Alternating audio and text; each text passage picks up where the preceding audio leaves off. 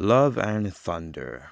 Golly, you really could have been something. You don't hire Christian fucking Bale just to not be something, man. It ain't right. At this point, I think Marvel just does this on purpose. Like some sick joke. To jingle a peak design in front of your face just to give you an inferior one for the rest of the film. I've gone on record saying Thor's suit from the first Avengers film is one of my least favorite Thor suits. It's cheap as fuck and I hate it. But this suit looks cheap as fuck. And it's an eyesore with all the fucking nauseating colors on it.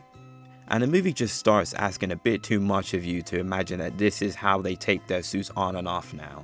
This suit is very reflective of the attitude this film has. It really seems like they stopped caring about taking anything seriously and just wanted to see how far they could push it.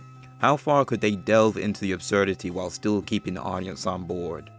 In the same movie that tackles the themes of gods, grief, and cancer. I don't think I can explain what I felt when I saw the concept art for this thing for the first time. I just can't. Do I even need to say anything? Do you want me to sit here and tell you what the problems are here? Is this how we're gonna spend our days? Being relayed information we already know. Since dunking on this thing is just too easy, I want to focus on a particular look, which thankfully is escorted off screen pretty quickly.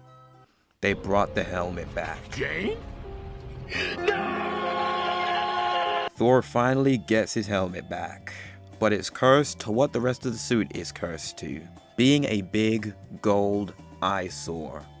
If this was propaganda just to get us to stop asking for it back, then God, this is some of the most successful propaganda I've ever seen.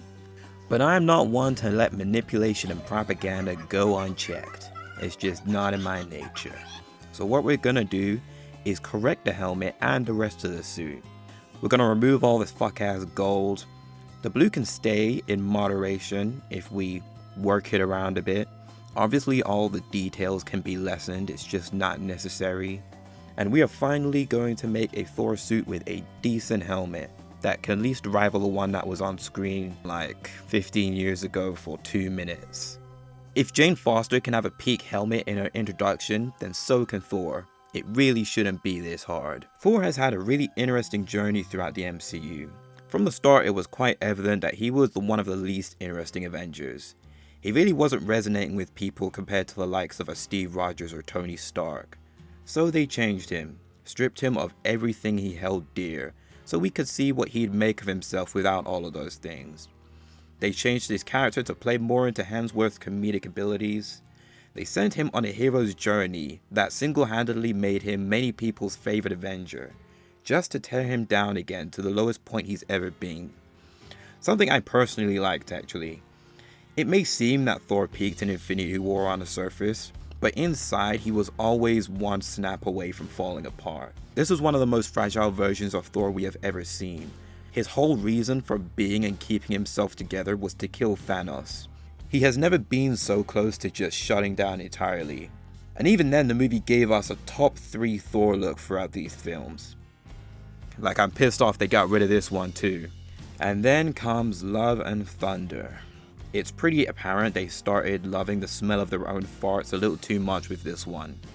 It wasn't an easy task to carry on Thor's story after Endgame, so I feel like there were many avenues they could have taken here. But then soon came the Thor film that seemed very unfocused on what it wanted to do and what it wanted to be. At one point we're introduced to this dark villain who has both a personal and moral grudge against gods. And then goofy montage with Thor and the Guardians of the Galaxy. Reintroduced to Jane Foster who has cancer now. Then wacky absurdist humor all around. The sequence when they go to the Shadow Realm to confront Gore feels like such a different film from everything before and after. Like it was made by a different team entirely. My favorite sequence from the film, but holy fuck, what a disconnect.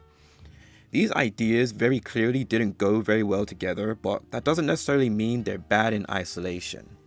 If this movie and its story leaned completely into being an absurdist comedy, it could have worked, deviating from the traditional MCU style humor to maybe reflect Thor's more fragile mental state and the ways that he copes with how his life is now. Or if they just went completely dark and philosophical, it could have worked also. Really diving deep into Gore and his grudge with the gods and seeing how valid his point actually is. Everything surrounding this film, from the press to videos of the cast, gave very heavy I don't give a fuck energy. Again, everyone from Taika Waititi to Marvel themselves were kind of loving the smell of their own farts a little too much at this time. They kind of felt that they could do no wrong, and this movie was quite a harsh lesson, I imagine. In turn, you can only take these vulnerable emotional scenes with Jane or Gore the God Butcher only a little more seriously than the scenes of one of Thor's hammers being jealous of the other. Do you want a movie about grief, loving, and losing, or do you want an absurdist comedy? You know you can't have both of those things, right? You know you can't put scenes like this back to back to back and then maintain the same effect that you want them to. Thor's in a pretty interesting place. He kind of always has been. This character is on such a pendulum, swinging back and forth and back and forth. Originally, obviously, people weren't resonating with Thor. You know, people weren't really engaging with the the environment of Asgard, the side characters. It just wasn't really hooking people. So the pendulum swung like very heavily towards the comedic. And when they brought in Taika Waititi, who probably had like a fresh vision for how to change up the character and how to get people engaged with Thor's story finally. But then that worked. People were responding well to it, so they pushed it so far down the comedic end, it just went into this absurd, just too far gone, unrecognizable place, which caused such a visceral reaction that it's probably going to cause the pendulum to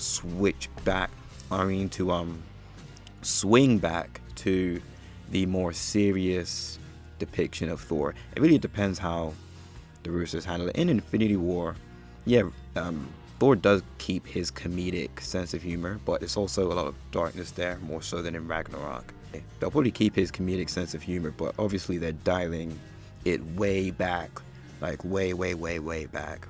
And they could have like a very and it could be like a very intense scale back due to just how badly Love and Thunder was received. It made people very sick of this new approach to Thor very quickly. You know, it's interesting because I don't think any other character in the MCU struggles with this balance this much. Like, they really struggle with what to do with this character. I even felt in this movie that, again, they didn't really know where to take his character and his story. I feel like Thor is probably the biggest main character of the MCU that they struggle the most with to keep fresh and interesting. They never really struggled with Tony Stark. They never struggled with Steve Rogers. They're never going to struggle to make Spider-Man engaging and fun. But Thor's always the one they had the toughest time with. Well, actually, now that I think about it, that's kind of Hulk erasure, because, God, they have not... I don't remember the last time they knew what to do with the Hulk. They kind of had an idea in Avengers 1 and 2, but I mean, we get to Ragnarok, and I like the Hulk in Ragnarok. I liked that he could talk. He developed a bit mentally. We could see more of his personality coming through. But then after that, I think the Russos have gone on record saying they just don't know what to do with the whole character. They don't really care for him. They don't really know what to do with him. So since Infinity War, it's just been a huge, like, what the fuck, like, what are we really doing here? But apparently they're giving Thor the short hair again. There was that bag. I think there was like official artwork on that production crew bag where it had like profiles of all the characters, and Thor's hair was short again. I don't know how they're going to justify making his hair short again, because it wasn't cut by choice in Ragnarok.